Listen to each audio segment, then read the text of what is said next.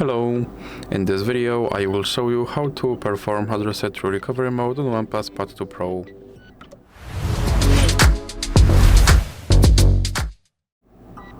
So you have to start by powering off your device. And now when your device is completely powered off, you have to press power button and volume down button at the same time.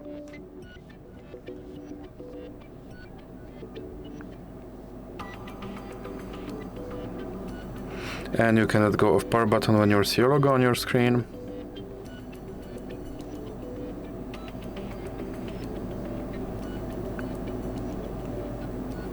And now you have to use volume buttons to choose your language and then press power button.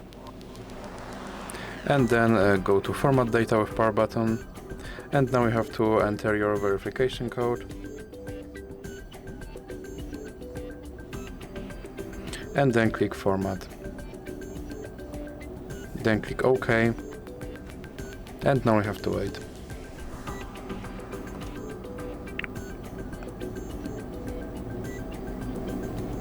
And as you can see, my device is now back to its factory settings and I have to perform phone setup all over again. So that's it for this video. If you liked it, please remember to leave a like and subscribe.